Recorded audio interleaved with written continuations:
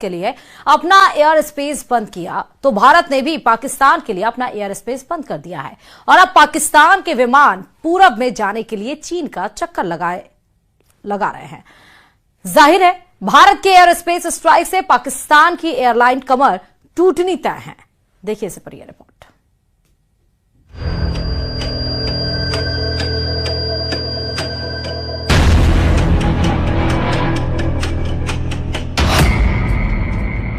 पाकिस्तान पर air space strike.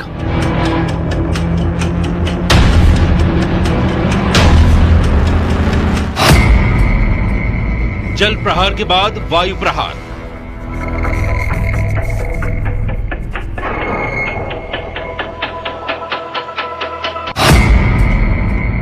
एक के बाद एक भारत की स्ट्राइक। भारत ने पाकिस्तान को करारा जवाब देते हुए अपने एयर स्पेस को पाकिस्तान की उड़ानों के लिए बंद कर दिया है। पाकिस्तान ने भारत के लिए अपना एयर स्पेस बंद किया, उससे भारत को ज्यादा फर्क नहीं पड़ने वाला, लेकिन पाकिस्तान को पूरब में जाने के लिए भारत के एयर स्पेस की सख्त जरूरत है। लेकिन अब उसको ये सहूलियत नहीं मिलने वाली और उस पर एयर स्पेस वाली स्ट्राइक से उसका तगड़ा नुकसान होने वाला है। भारत के ऊपर पाकिस्तान एयरलाइन की उड़ान बंद। पाकिस्तान के प्राइवेट जेट भी नहीं भर सकेंगे उड़ान।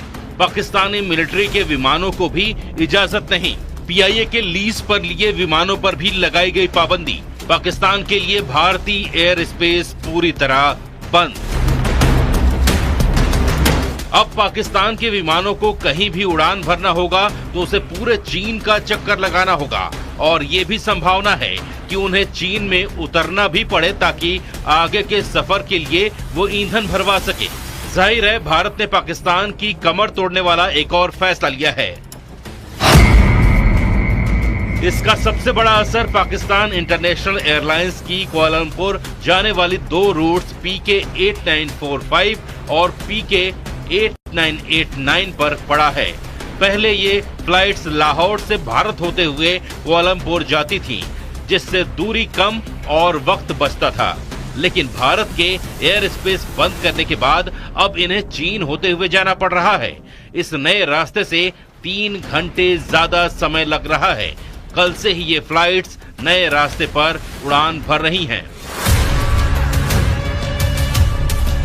जैसे को तैसा की नीति पर चलते हुए भारत ने साफ कर दिया है कि जवाब अब सिर्फ जमीन से नहीं आसमान से भी मिलेगा। भारत एक ही जगह से नहीं पाकिस्तान को हर जगह से तोड़ रहा है। कभी डिजिटल स्ट्राइक, कभी वाटर स्ट्राइक, कभी डिप्लोमेटिक स्ट्राइक, कभी इकोनॉमिक स्ट्राइक और अब एयर स्पेस स्ट्राइक। वही पाकिस्तान ने अपना एयर स्पेस बंद करके खुद अपने पैर पर कुल्हाड़ी मारी है और उसे लाखों करोड़ डॉलर की चपत लगने लगी है। पाकिस्तान को भारतीय विमानों से मिलने वाली ओवर फ्लाइट फीस का अब नुकसान उठाना पड़ेगा। एक बोइंग 737 के लिए औसतन $580 और बड़े विमानों के लिए इससे भी ज्यादा फीस पाकिस्तान को मिलती थी। जानकारों के मुताबिक हर दिन करीब 2 से 2.4 लाख डॉलर की चपत पाकिस्तान को लग सकती है। लैंडिंग, पार्किंग और अन्य शुल्क जोड़ लें तो कुल नुकसान $3.5 लाख तक पहुंच सकता है। इससे पहले पुलवामा हमले के बाद भी पाकिस्तान ने भारतीय विमानों के लिए एयर स्पेस बंद किया था और उस दौरान उसे करीब $100 मिलियन का घाटा उठाना पड़ा था। लेकिन इस बार उसे दोहरी मार पड़ने वाली है। पाकिस्तान के रक्षा मंत्री ख्वाजा मोहम्मद आसिफ के तेवरों में 48 घंटे में जबरदस्त यूटर्न देखने को मिला। 2 दिन पहले तक भारत को युद्ध के लिए ललकारने वाले ख्वाजा अब अल्लाह से दुआ कर रहे हैं कि जंग ना हो। उनका कहना है कि हालात तो युद्ध जैसे बन रहे हैं, लेकिन पाकिस्तान की तरफ से कोई लड़ाई शुरू नहीं की जाएगी। उनके इस बयान से साफ है कि युद्ध की धमकी देने वाले अब डर से कांप रहे हैं। देखिए रिपोर्ट।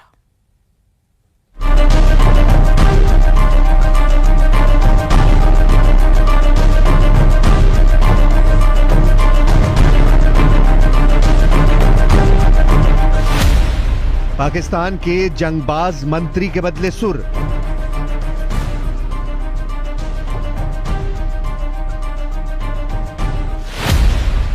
ख्वाजा बोले, अल्लाह ये युद्ध टाल दो।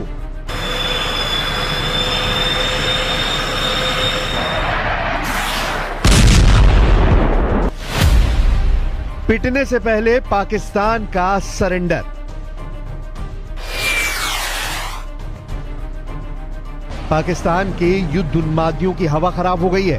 बात बात पर एटम बम की धौंस जमाने वाले पाकिस्तानी मंत्रियों के सुर बदल गए हैं। पाकिस्तान के रक्षा मंत्री ख्वाजा मोहम्मद आसिफ का लेटेस्ट बयान सुनकर आप हैरान हो जाएंगे। ये वही ख्वाजा हैं जिन्होंने भारत को युद्ध के लिए 2 दिन पहले ललकारा था, लेकिन अब जनाब का नया बयान सुनिए। बंदे ने अल्लाह से युद्ध को किसी भी हाल में टाल देने की दुआ मांगी है। कहूँगा कि एक क्लैश की सूरत हाल बिल्कुल नज़र आ रही है। अल्लाह करे एवर्ट हो जाए, हम कोई जंग मुसल्लत हमारी तरफ से तो कभी तौर पे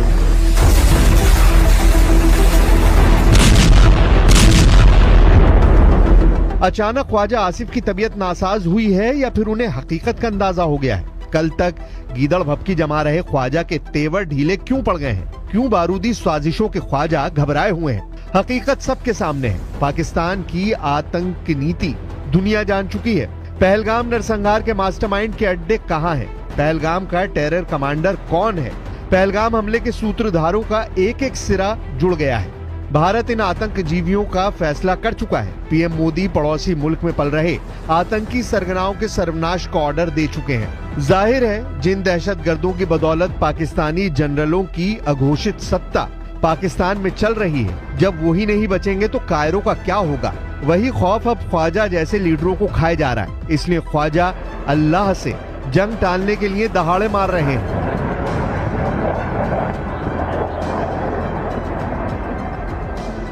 कहूँगा कि एक क्लैश की सूरत हाल बिल्कुल नज़र आ रही है।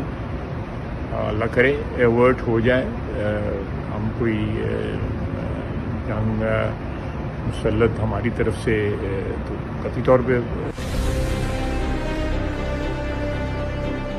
असल में पाकिस्तान कई साल से ढह रहा है। पहलगाम आतंकी वारदात की साजिश रचकर पाकिस्तानी सेना ने बुनियाद की आखिरी ईंट भी हिला दी है। भूख की मारी पाकिस्तानी अवाम हुक्मरानों की बारूदी साजिशों से परेशान है। पाकिस्तानी लोगों में सेना के खिलाफ जबरदस्त गुस्सा है। उन पर भारत के सख्त एक्शन का बढ़ता खतरा पाकिस्तान के लिए प्राणघाती बनता जा रहा है, जिससे बचने के लिए ख्वाजा जैसे तमाम नेता तरह तरह के हथकंडे आजमा रहे हैं। पाकिस्तान के रक्षा मंत्री ने कश्मीर मसले में चीन को चौधराहट का ऑफर भी दे डाला है। पाकिस्तान के रक्षा मंत्री ख्वाजा आसिफ ने कहा है चीन की बड़ी अलग पोजीशन है, कश्मीर का एक हिस्सा उनके पास भी है, तो सारा ये जो कश्मीर का इशू है चीन भी इसमें एक स्टेक होल्डर है। सिंधु नदी चीन से भी होकर आती है, तिब्बत से आती है। पाकिस्तान को चीन ने हमेशा सपोर्ट किया है। शहबाज शरीफ कैबिनेट के जितने मिनिस्टर हैं उतनी तरह की बातें हैं। रेल मंत्री एटमी युद्ध की धौंस जमाता है। सूचना प्रसारण मंत्री तारण भारत के हमले के घंटे गिनाता है। वहीं रक्षा मंत्री युद्ध टाल देने की दुहाई दे रहा है। लेकिन अब जो भी तय होना है वो भारत करेगा। पाकिस्तान का वक्त खत्म हो चुका है। फैसला सख्त है। नतीजे ऐसे होंगे जिसे पाकिस्तान की कई पीढ़ियां